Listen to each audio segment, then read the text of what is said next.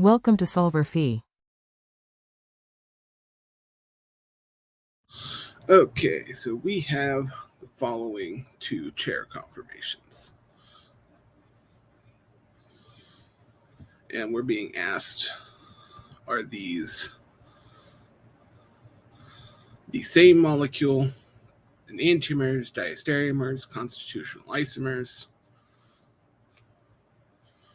Let me copy them down real quick.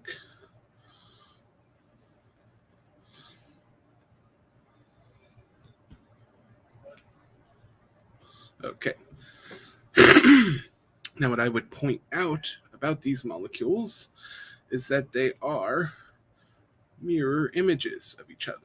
What I mean by that is if we drop a line in between the two, we can see that there's a one-to-one correspondence between these chlorines. Let me change the pen color here.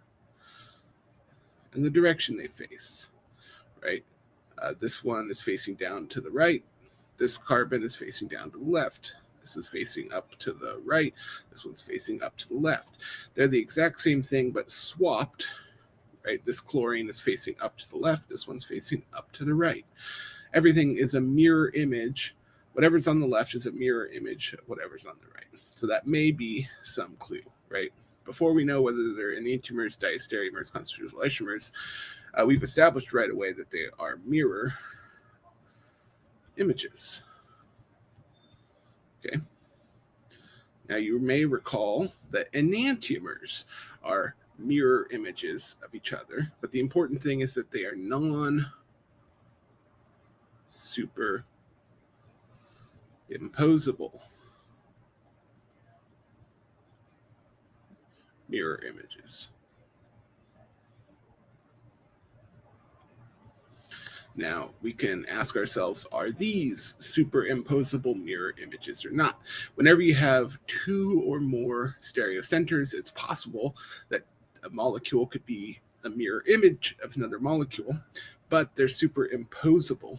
That is, they're in fact diastereomers, it's a meso compound, and you've simply represented it in two different ways. So once we've established that these are mirror images, the question is it meso or not? Well, we can reveal why exactly it's not by looking at the R and S designation of these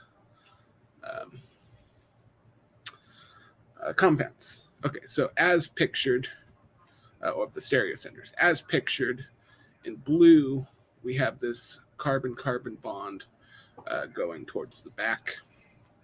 Okay, then we've got chlorine up and to the left, carbon-carbon bond up and to the right, and a hydrogen bond down.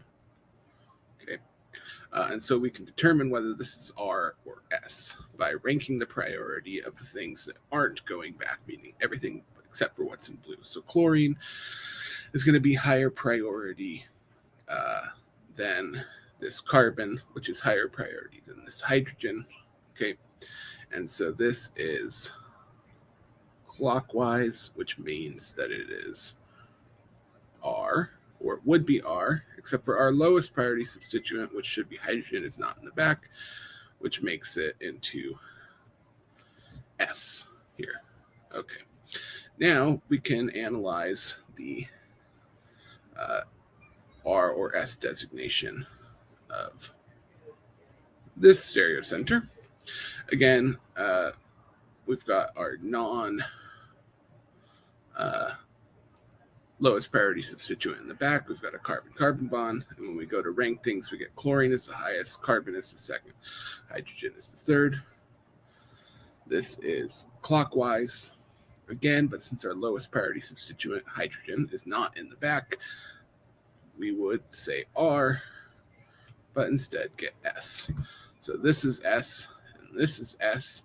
And remember, in order for a compound to be meso with exactly two stereocenters, you have to have either RS or SR. So because these are both S, this cannot possibly be meso, which means if it's a mirror image, it must be enantiomers. These must be enantiomers. Okay. And that's basically all there is to it. And the other thing that is nice, if they're enantiomers, well, we know if this was S, that it's an enantiomer, must have R there. And if this was S, it's an enantiomer, must have R there. So when it comes to the second part of the problem, naming, well, we know we have SS on the left and RR on the right. Okay, so what will we name these? Well, clearly they're substituted cyclohexanes, right? And they're 1,3-dichlorocyclohexanes.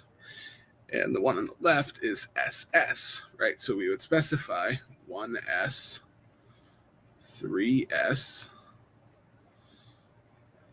1, 3, dichlorocyclohexane. And on the right, it's an enantiomer, 1R, 3R, 1, 3, dichlorocyclohexane.